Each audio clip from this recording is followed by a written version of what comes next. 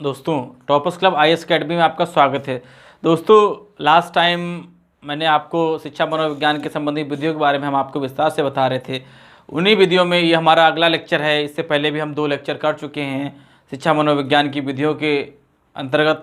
आज हम अपने तीसरे लेक्चर में कुछ अन्य विधियाँ लेके आए हैं जो शिक्षा मनोविज्ञान के स्टडी से जुड़ी हुई हैं और कैसे वो शिक्षा मनोविज्ञान के अंतर्गत आने वाले संपूर्ण कंटेंट को अपने में समाहित करने की कोशिश करती हैं। तो उन्हीं विधियों में हम आज देखते हैं कि बहुत ही इम्पोर्टेंट विधि है जो हमेशा पूछी जाती है या इसके प्रोपोनेंट कौन है। तो हम सबसे पहले देखते हैं कि उसके अंतर्गत जो 4th नंबर की जो हमारी चौथी विधि है उसको हम बोलते हैं मनोविश्लेषण विधि। ठीक है, इसको साइकोएनालिटिकल विधि भी हम बोलते हैं। ठीक है, इसके अंतर्गत हम देखते हैं कि सबसे पहले हम अगर इसे बात करते हैं मनोवैज्ञानिक विधि के जन्मदाता कौन है, तो इसमें आप हमेशा याद रखिएगा मनोविज्ञान विधि के जो जन्मदाता है वो सिगमंड फ्रॉयड है। ठीक है, क्योंकि ये हमेशा क्वेश्चन पूछा जाता है कि मनोवैज्ञानिक या साइकोएनालिटिकल टेक्नोलॉजी के वक्त किसको कौन डेवलप किया है, तो हमेशा याद रखिएगा इसे मनोवैज्ञानिक विधि कौन से जन्मदाता है। ये सिगमंड फ्रॉयड ने मनोवैज्ञानिक विधि के बारे में विस्तार से बताया था। तो इसमें इन्होंने किन किन कंटेंट्स को लेके स्टडी की और किन किन कंटेंट के बारे में विस्तार से बात करती हैं। तो आइए हम देखते हैं अगले। तो सिगमंड फ्रॉयड ने बोला कि इसमें जो हम अध्ययन करेंगे उसमें व्यक्ति के अचेतन मन का अध्ययन करते हैं।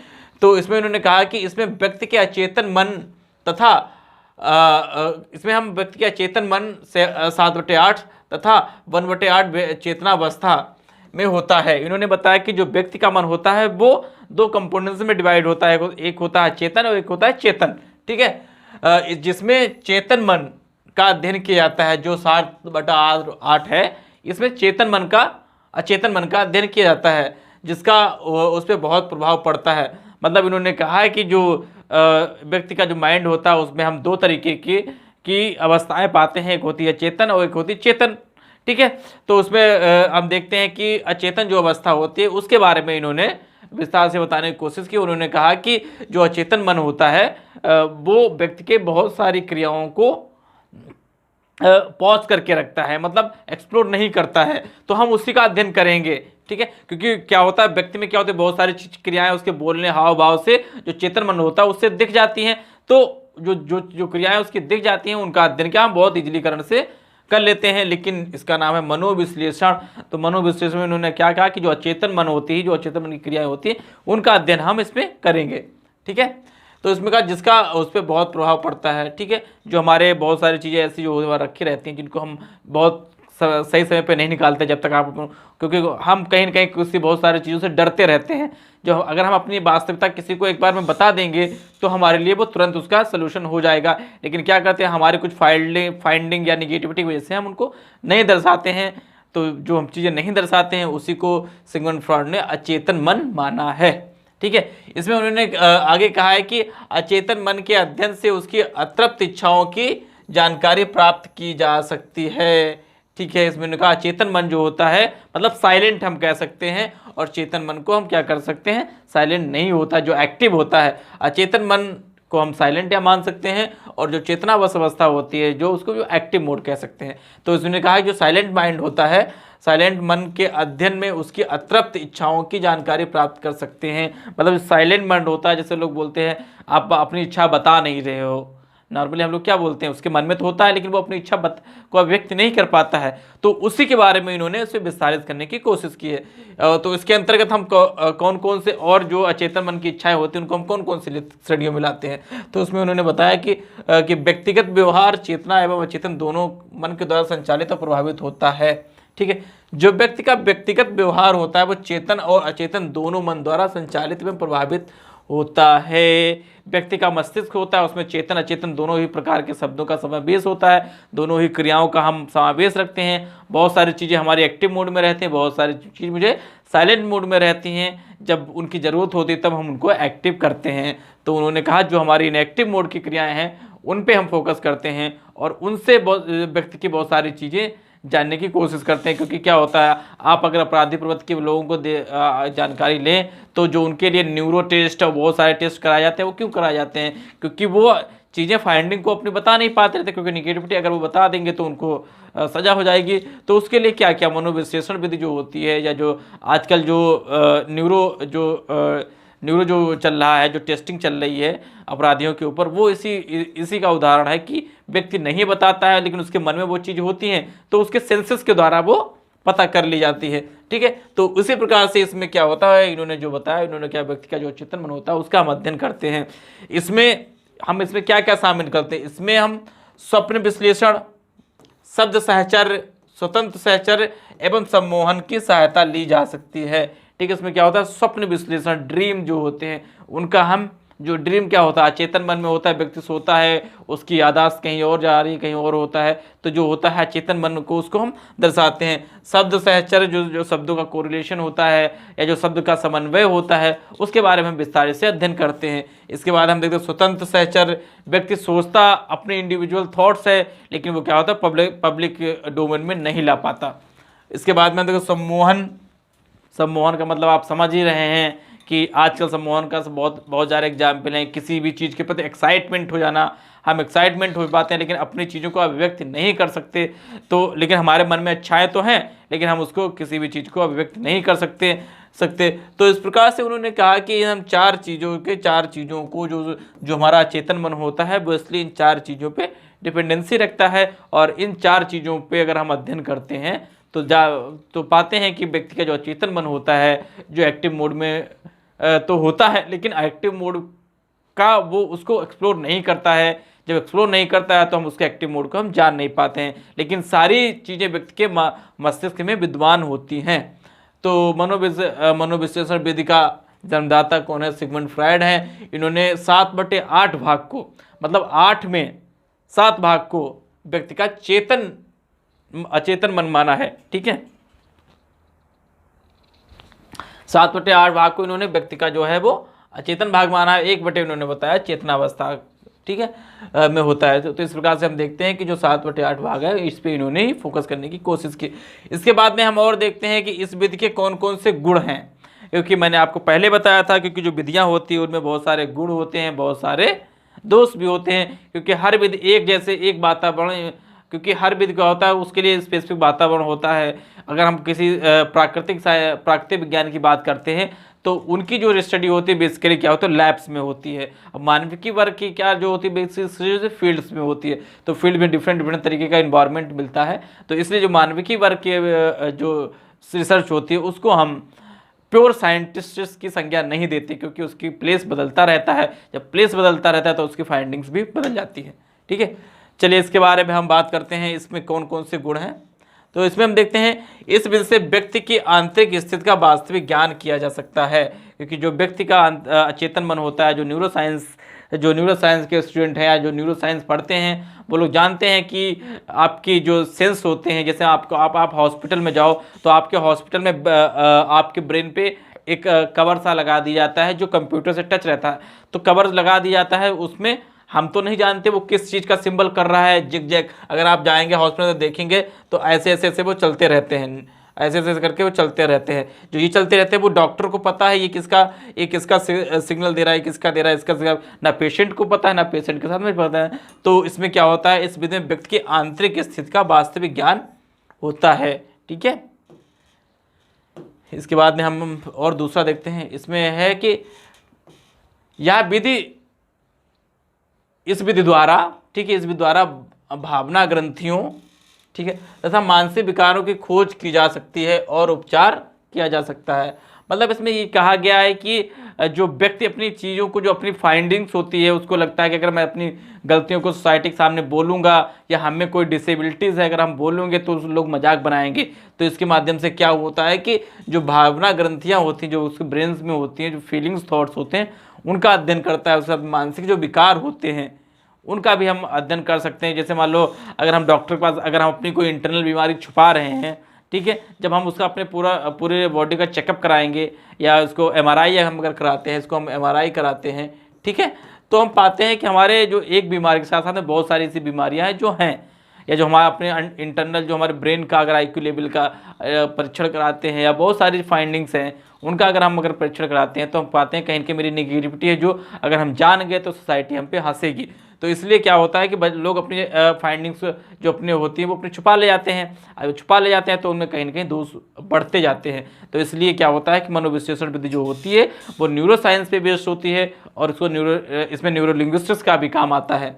ठीक है, इसके बाद में देखते हैं इसमें अध्ययनकर्ता विषय के प्रति पूर्ण सहानुभूति प्रदर्शित करता है। ठीक है, इसमें जो अध्ययनकर्ता होता है, जो एक्सपेरिमेंटल होता है, वो हमेशा क्या रहता है, फेथफुल रहता है, क्योंकि ये पूरी तरीके के आज के दौर में मनोविश्लेषण जो विधि आज के दौर में पूरी तरीके से ये मशीनरी विधि होती जा रही है। क्योंकि आप हॉस्पिटल में देखिए या कहीं पे भी देखिए, क्योंकि आपके ब्रेन की मैपिंग जो है ना, ब्रेन मैपिंग इसको भी हम कह सकते हैं, ब्रेन की मैपिंग क्या होता है आजकल मशीनें ही कर रही हैं। तो मनोविश्लेषण विधि जो है वो ब्रेन मैपिंग पे ही पूरी तरीके से डिपेंड होती जा रही है इससे। लेकिन इसकी जो फाइंडिंग होती है वो फैक्चुअल होती है, वो आपकी गलत नहीं हो सकती।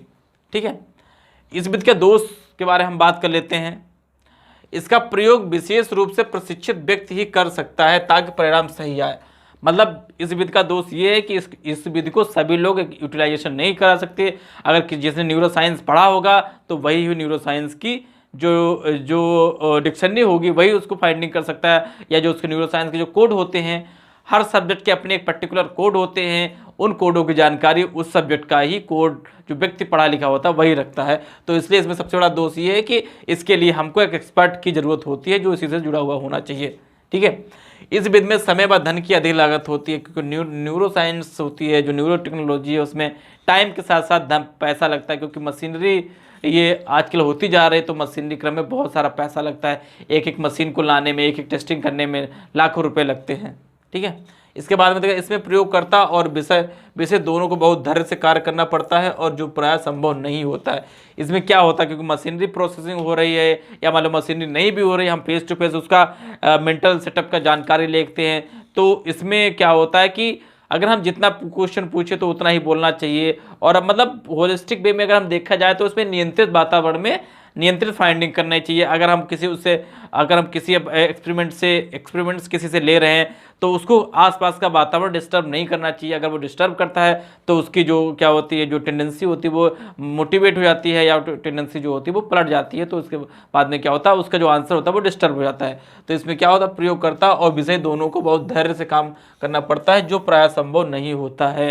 ठीक है, क्योंकि व्यक्ति का माइंड कहीं ना कहीं से डाइवर्टेड होता है, इसलिए वो बहुत मुश्किल होता है। या किसी ने बता दिया आपकी ब्रेन की टेस्टिंग होगी, तो वो व्यक्ति पहले से ही डर गया तो उसको वो कराने से मना कर दिया। ठीक है, इसके बाद में हम देते समाज भी इस विधि का प्रयोग करने में सहयोग नहीं करता, क्योंकि एक ऐसी विधि है जिसको हर कोई यूटिलाइजेशन नहीं कर सकता।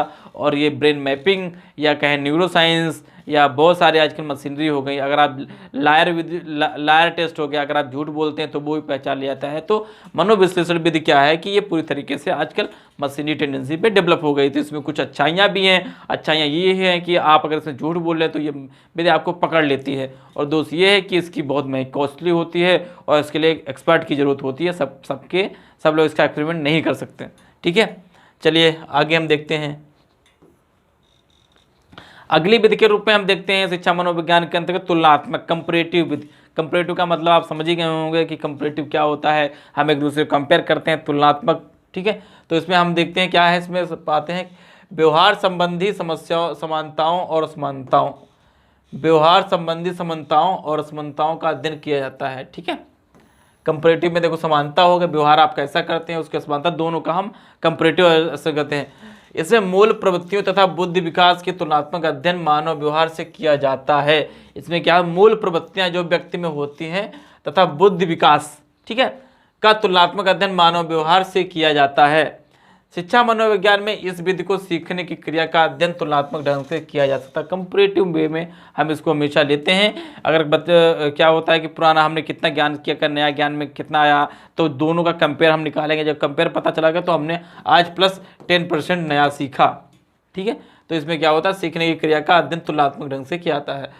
सूझ द्वारा सीखने में मानव तथा पशु के व्यवहार का अध्ययन तुलनात्मक ढंग से करके सीखने का यह एक सिद्धांत निकलता है। ठीक है, सूझ द्वारा सीखने में, ठीक है, किसी के गाइडेंस से, किसी को अपने नॉलेज से सीखने में मानव या पशु के व्यवहारों का अध्ययन तुलनात्मक ढंग से किया जा सकता है। ठीक है, व्यक्ति अपने आप कितना सीख लेता है, व्यक्ति किसी के बताए पे कितना सीख लेता है, तो इस चीज़ का भी इसमें हम जजमेंटल कर सकते हैं। इसमें मनोवैज्ञानिक विधि का प्रयोग करके परिणाम निकाले जाते हैं। ठीक है, इसमें इसकी जो फाइंडिंग हम निकालते हैं व्यक्ति के व्यवहार से निकालते हैं, व्यक्ति की टेस्टिंग से कर सकते हैं, या कुछ उसके एक्सपेरिमेंट करके हम इसमें व्यक्ति का जो फाइंडिंग होती है वो निकाल सकते हैं, या व्यक्ति के व्यवहार को समझने में सहायता करता है। ठीक है, इसमें क्या होता है, तुलनात्मक व्यवहार में अगर हम किसी से कंपैरेटिव तुलनात्मक करेंगे तो हम उसकी व्यक्ति के जो वास्तविक जजमेंटल होता है उसके बारे में भी हम पता कर सकते हैं। तो तुलनात्मक विधि से आपको ज़्यादा पढ़ने की जरूरत नहीं इसमें, क्योंकि इसमें क्या है, तुलनात्मक आप समझ सकते हैं, कंपैरेटिव होता है। कंपैरेटिव का मतलब हम एक दूसरे से इसे कंपेयर करके इसमें जो है वो फाइंडिंग निकालते हैं। किससे द्वारा निकालनी है, हमको मनोवैज्ञानिक विधि से निकालनी है। ठीक है, चलिए हम नेक्स्ट देखते हैं।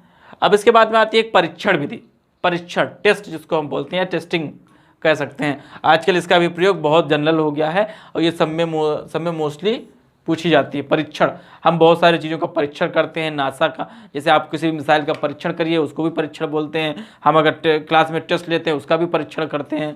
ठीक है, तो इसमें परीक्षण विधि को क्रो एंड क्रो ने अपने तरीके से डिफाइन करने की कोशिश की गई और इन्होंने बताया कि परीक्षण विधि वास्तविक रूप से क्या है, किससे संबंधित है। मनोवैज्ञानिक प्रयोग का अर्थ किसी निश्चित परिस्थिति या दशाओं में मानव व्यवहार से संबंधित किसी विश्वास या विचार का परीक्षण करना है। मतलब कहा गया है कि मनोवैज्ञानिक प्रयोग का अर्थ है कि किसी निश्चित परिस्थिति या दशाओं में मानव व्यवहार से संबंधित किसी विश्वास या विचार का परीक्षण करना ही परीक्षण विधि कहलाता है। मतलब निश्चित व्यवहार, ठीक है, निश्चित मानव व्यवहार दशाओं, मतलब हम अगर स्कूल में अगर कोई टेस्ट ले रहे हैं तो उसमें वहाँ पे जो नॉर्म्स होते हैं सबके लिए इक्वल होते हैं, सबके लिए पेपर्स इक्वल होते हैं। तो एक तरीके से वातावरण में एक जैसा रिजल्ट, एक जैसा ऑप्शन ऑब्जेक्ट तैयार करने के लिए इस विधि का हम प्रयोग करते हैं।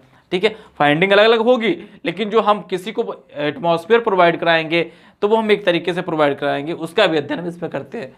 इस विधि द्वारा नियंत्रित वातावरण में शैक्षिक प्रयोग किए जा सकते हैं, जो इन्होंने बताया क्लास टेस्ट इसमें सबसे सुटेबल एग्जाम्पल है। ठीक है, इसमें कोई तथ्य या समस्या को परीक्षण में चुना जाता है। इसमें हम क्या होते हैं, कोई तथ्य को जैसे हम कोई टेस्ट ले सकते हैं, कोई एक्सपेरिमेंट करवा सकते हैं, कोई हम खेल करा सकते हैं। इसका हम प्रयोग है अपने तरीके से जो हमको लगता है कि सुटेबल वे में हम फाइंडिंग कर सकते हैं, उस विधि को हम चुन सकते हैं।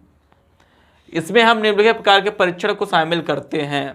ठीक है, इसमें हम कौन कौन से, जैसे बुद्धि परीक्षण हम शामिल कर सकते हैं, टेस्टिंग मतलब बुद्धि परीक्षण, इंटेलिजेंस IQ लेवल हम बता सकते हैं, जो कि क्लास में टेस्ट होता है, आपने बच्चे ने कितना लर्निंग की उसको हम इसमें शामिल करते हैं। उसके बाद में व्यक्तिगत परीक्षण हम पूछ सकते हैं। व्यक्तिगत परीक्षा जैसे मान लो हमने बोल दिया कि आप किसी टॉपिक पे कोई एक क्वेश्चन लिखिए, कोई एक नोट लिखिए या कोई एक एस्से लिखिए, तो ये व्यक्ति की इंडिविजुअल थॉट होंगे, वो अपना जजमेंटल करेगा।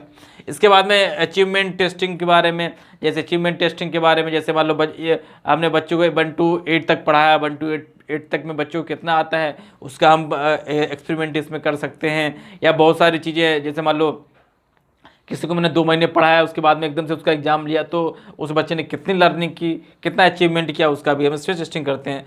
अब योग्यता परीक्षण, ये तो आप लोग एग्जाम्स में देखते हैं, एबिलिटी जिसको हम एप्टीट्यूड टेस्ट बोलते हैं, एप्टीट्यूड टेस्ट आप लोग देते ही हैं, उसके बारे में आप जानते ही होंगे। अब योग्यता परीक्षण भी इसके अंतर्गत टेस्टिंग के अंतर्गत आता है। ठीक है, इसमें क्या है, परीक्षण के परिणाम सत्य व विश्वसनीय व प्रमाणित होते हैं। ठीक है, इसमें जितनी भी टेस्टिंग हम करेंगे इसके जो परिणाम आएंगे, जो फाइंडिंग आएंगी वो एक्यूरेट सही आएंगी। तो इसीलिए हम जो परीक्षण विधि होती है आज के लिए जनरलाइजेशन हो गई, या आपके सभी प्रकार की टेस्टिंग के लिए यूटिलाइजेशन हो रही है। ठीक है, क्योंकि इसमें क्या है कि परिणाम सत्य और विश्वसनीय होंगे, मतलब परिणाम जो इसके आएंगे वो सत्य होंगे, विश्वसनीय होंगे, जिस पे सभी लोग भरोसा कर सकते हैं। ठीक है, तो इस प्रकार से देखते हैं कि आज हमने आपको शिक्षा मनोविज्ञान के अंतर्गत कुछ और विधियों के बारे में विस्तार से बताया। तो आई होप आपको वीडियो अच्छा लगा होगा। लाइक करिए, कमेंट करिए, सब्सक्राइब करिए और ज़्यादा से ज़्यादा शेयर करिए। हम आपको शिक्षा मनोविज्ञान से जुड़ी हुई बहुत सारे लेक्चर्स के माध्यम से एक छोटे छोटे कंटेंट को एक्सप्लोर करते जा रहे हैं और आपकी सारी फाइंडिंग्स को क्लियर करते जा रहे हैं। तो आई होप आपको वीडियो अच्छा लगा होगा। आपसे बस रिक्वेस्ट है, ये लाइक कमेंट और सब्सक्राइब करें। अगर आप ऑनलाइन मोड से क्लास ज्वाइन करना चाहते हैं तो आप मेरे ऑफिस के कॉन्टैक्ट नंबर पर संपर्क करके आप अपनी क्लासेस बुक करा सकते हैं। ठीक है, चलिए आप घर पे रहिए, सेफ रहिए और ऑनलाइन मोड से पढ़ाई करते रहिए।